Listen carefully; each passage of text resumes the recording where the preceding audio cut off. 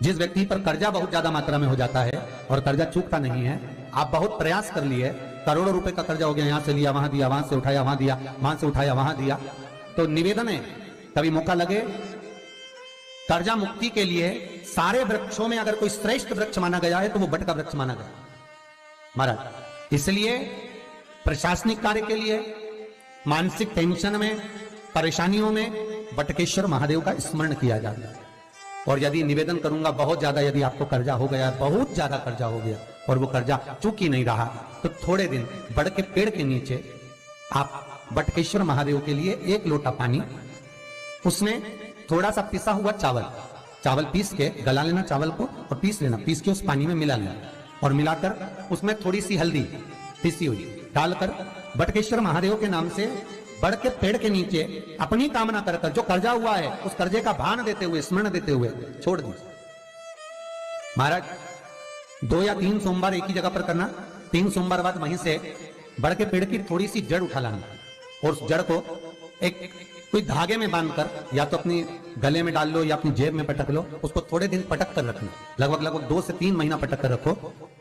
वो जड़ जैसे बड़ का पेड़ विस्तार होता है, पानी गिरे ना गिरे, जल वृष्टि हो ना हो, गर्मी पड़े ना पड़े, उसको कोई फर्क नहीं पड़ता, बड़ का वृक्ष आप रूप फैलता जाता है, उसकी जड़ें अपने आप प्रबल होती है। उसी तरह ये बटकेश्वर महादेव कहीं से भी अगर जड़ आपके पास में रखी है 1 महीना, 2 महीना, 3 महीना तक, तो ये जड़ अपने आप लक्ष्मी को पकड़कर खींच कर लाती है और कर्जे से मुक्त कर दे।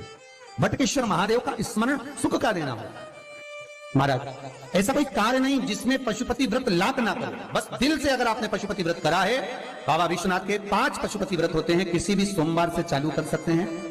बस करना क्या है, सुबह पूजन की थाली लगाकर लेकर जाना है, शंकर भगवान के शिवलिंग की पूजन करना है, मंदिर में अभिषेक पूजन करो, वो थाली वापिस लेकर आ जाओ, घर में रख दो।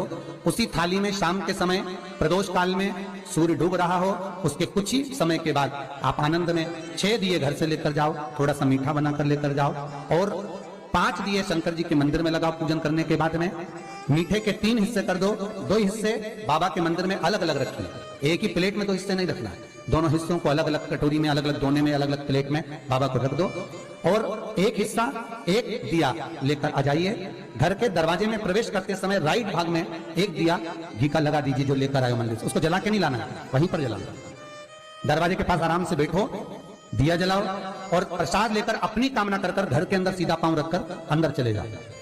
सवेरे फरियाल करो, शाम को भोजन करो। जब भोजन करो उस समय पर जो मीठे का आपने भोग लगाया था भोलेनाथ जी को, जिसका एक हिस्सा लेकर आए हो, सबसे पहले भोजन में वो हिस्सा खा। प्रसाद का जो हिस्सा लेकर आए हो उसमें से किसी को वो हिस्से में से प्रसाद नहीं देना, चाहे घर में बच्चे हो चाहे बड़े हो। आपको ज्यादा प्रसाद ले जाना तो अलग से ले जाओ, पर उस हिस्से में से किसी को प्रसाद ना देना और वो प्रसाद पहले पाकर फिर आप भोजन प्रसादी ग्रहण करें। पर इसका नियम यह है कि प्रसाद जब आप लेकर आते हैं, आपको पहले भी कथा में कहा कि शंकर का प्रसाद रात भर नहीं रखा था। जितनी जल्दी आप प्रसाद का हिस्सा लेकर आए हैं, आधे घंटे के अंदर, पौन घंटे के अंदर आपको वो प्रसाद पाना है और भोजन करना ही है। ये नहीं कि सब आएंगे, इंतजार कर रहे हो, 10 बज गई, 11 बज गई, प्रसाद आपका इंतजार कर रहा है। जो प्रसाद है वो आपकी प्रतीक्षा कर रहा है, आपकी बाट जो रहा, आपका इंतजार कर रहा है। ये नहीं होना चाहिए। महाराज कितना सुंदर कहा है शास्त्रों में कि केवल एक देव अधिदेव महादेव एक ऐसे होते हैं जिनका प्रसाद रात भर नहीं रखा था। कहां से लिया है? प्रसाद लाकर ताजा रहता है जब तक आप खाते हैं, फिर वो फ्रिज में रख देते हैं। फ्रिज में रखा किसी ने खाया नहीं खाया, जितने समय तक फ्रिज में प्रसाद रखा रहता है वो इंतजार करता है कि कोई मुझे प्रसाद भक्षण करे। प्रसाद का मतलब होता है प्रभु का साक्षात दर्शन। प्रसाद का मतलब यही है, प्रसाद प्रभु का साक्षात दर्शन। वो रखा जब ज्यादा समय हो जाता है तो घर में वो कष्ट प्रदान करने लगता है। हमेशा याद रखो, प्रसाद जैसे ही आए उसका सही समय पर उसको पाओ। रखे हुए प्रसाद पड़ा हुआ है, फ्रिज में रखा हुआ है, बेटा खाएगा, बहू खाएगा, ये खाएगा, वो खाएगा, फिर धीरे धीरे वो बद्दुआ देना प्रारंभ कर देता है, जिससे घर में बड़ी बीमारी फैलने लगती है, बड़ा रोग आने लगता है। तो लोग सोचते हैं हमारे घर में ना तो हम कोई नशा करते हैं, ना हम कोई चीज खाते हैं, ना हम बाजार का खाते हैं, फिर रोग कहां से आता, फिर बीमारी कहां से आती? अर्थात वो बद्दुआ देता है। उसका प्रयोग करो, समय पर करो, समय पर पाओ। कई लोग कहते हैं महाराज जी हमारे ये बीमारी कहां से आ गई, जरा पत्रिका में तो कोई बीमारी नहीं दिख रही, हमने तो सबसे पूछा ये बीमारी का योग ही नहीं है, फिर बीमारी कहां से आई, ना तो हम कोई व्यसन करते, ना कोई मद्यपान करते, ना कोई मांसाहार, फिर ये बीमारी कहां? उसका कारण है कि तुम उस प्रसाद का लाकर महीनों तक पड़ा हुआ इंतजार कर रहे हो, खाएंगे खाएंगे, आखिरी में फिर वो काम वाली को दे दिया। काम वाली इतनी चतुर आज के जमाने की, बासी माल खाएंगे अटक गई, कौन का पड़ा वो बदुआ। जितना आपको पाना है, जितना आपको लेना है, उतना प्रयोग करो। ज्यादा रखकर बहुत दिनों तक पड़ा है, थोर रखी है, मोहन थाल रखा है, लड्डू रखा है, पेड़ा रखा है, कुछ सामान रखा, नहीं नहीं भाई, जितना बने उतना लाओ, नहीं तो किसी को तुरंत बांट दो, समापन करो। पर अपने यहाँ पर बहुत दिन तक रखकर उसका बाबा स्वयं, मेरा श्री जी बाबा, मेरे तिरुपति बाबा, मेरा गोवर्धन नाथ, मेरा भोलेनाथ, उस प्रसाद के रूप में तुम्हारे घर में कितने दिन इंतजार करे कि मैं तेरे भीतर प्रवेश करूं, पर तू कराए नहीं, पड़ा है, रखा रहने दो, मन नहीं करता। शक्तियों जैसा कर्म मत करो जिससे हमें कष्ट मिले। कई लोग कहते हैं हमने पशुपति व्रत करा, हमारा बहुत काम हुआ, कई लोग कहते हैं हमने करा पर हमको अभी तक, उसका कारण है कि तुम बहुत देर तक प्रसाद को इंतजार करा रहे हो, तो बाबा भी आपको इंतजार करा रहा है, मेरा विश्वनाथ भी इंतजार कर रहा है। उस समय अवधि का भान होना चाहिए। निगाह हटी, दुर्घटना घटी, बस ध्यान रखो। हम कहते हैं कि हम पूजन करते हैं, हम पाठ करते हैं, हम अर्चना करते हैं, हम अनुष्ठान करते हैं, हम भगवान की सेवा करते हैं, फिर दुख हमको ही क्यों आता है? उसका कारण केवल इतना सा कि दुख हम खुद बुलाते हैं, दूसरा नहीं। हम स्वतः पशुपति व्रत 5 व्रत करो। 5 व्रत पूर्ण होने पर कई माताएं कहती है कि बीच में हमारे व्रत छूट जाते हैं रजस्वला धर्म के समय पर, तो व्रत तो करना पड़ेगा पर पूजन नहीं होगी और वो गिनती में भी नहीं आएगा। पर व्रत करना है पर गिनती में नहीं आएगा। मार पूजन भले मत करो, 7 दिन बाद आप जो व्रत करें वो अपने ऊपर है, पर गिनती में नहीं आएगा। व्रत करना पड़ेगा।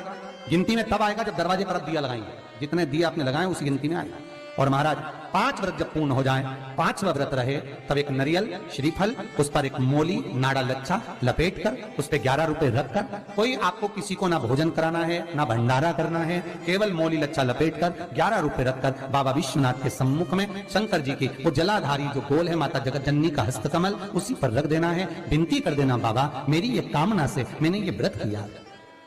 जो पशुपति व्रत स्कंद पुराण में, लिंग पुराण में, नर्मदा पुराण में, शिव महापुराण में, पद्म पुराण के अंदर वर्णन किया, वो व्रत मैंने किया। बाबा मेरे इस व्रत को स्वीकार करना, मेरी कामना पूर्ण करना। बाबा को झोली पसार कर प्रणाम करो और अपने घर को चल जाओ। बस यही 5 व्रत का विधान। पशुपति व्रत ऐसा कोई काम नहीं जो ना हो, बस दिल से अगर व्रत किया है तो बाबा मनोकामना पूर्ण तो करे ही है।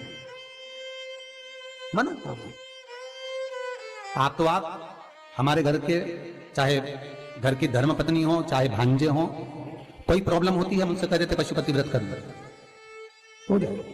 बस पशुपति व्रत में आपका भाव शुद्ध होना चाहिए। निर्मल चित्त निर्मल मन सो मोहि पावा, मोहि छल छिद्र कपट ना भावा। निर्मलता के भाव में भगवान मिल सकता है।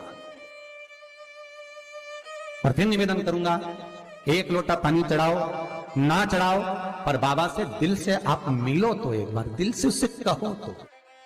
शिव शंकर का पशुपति व्रत केवल संसारिक मनुष्य ही नहीं करता, ये पशुपति व्रत देवता भी करते। देवता शिव साधारण नहीं है महाराज, उसका स्मरण मात्र। मां पार्वती कोई बेसन का, आटे का उपटन नहीं लगाती थी। मां पार्वती गाय के गोबर को अपने तन पर लगाती थी। उस गोबर का उपटन जो निकाला गया, उससे एक पुतला तैयार करा जिसको गणेश जी कहा गया। इसलिए हमारे हिंदू धर्म में लोग कहते हैं गोबर गणेश। माता पार्वती ने अपने तन पर से जो उपटन निकाला था, वो गाय का जो गोबर मां पार्वती अपने तन पर लगाती थी, उस गोबर से जो उपटन बना, उस उपटन का गणेश निर्माण हुआ। वही गोबर गणेश कहलाता। शादी ब्याह में आज भी गोबर गणेश को पूजा जाता है। शंकर को आधा चावल का दाना नहीं चढ़ता, आपको मालूम होगा। शंकर को आधा चावल का दाना नहीं चढ़ता। शंकर को कूटा हुआ नारियल नहीं चढ़ता। शंकर को खंडित बेलपत्र नहीं चढ़ती। शंकर को टूटा हुआ फल नहीं चढ़ता। शंकर को अगर किसी ने एक केले के 2 टुकड़े कर चढ़ा दिए तो वो चढ़ेगा नहीं। शंकर को अगर एक सेब में से 2 टुकड़े कर चढ़ा दिए चढ़ेगा नहीं। शंकर को नारियल फोड़ कर चढ़ा दिया वो चढ़ेगा नहीं। शंकर को बेलपत्र खंडित चढ़ा दी चढ़ेगी नहीं। शंकर को टूटा हुआ चावल चढ़ाया चढ़ेगा नहीं। अर्थात शिव महापुराण की कथा कहती है कि शंकर को आधा चाहिए ही नहीं, शिव को पूर्ण समर्पण चाहिए, तब शंकर प्रसन्न होगा।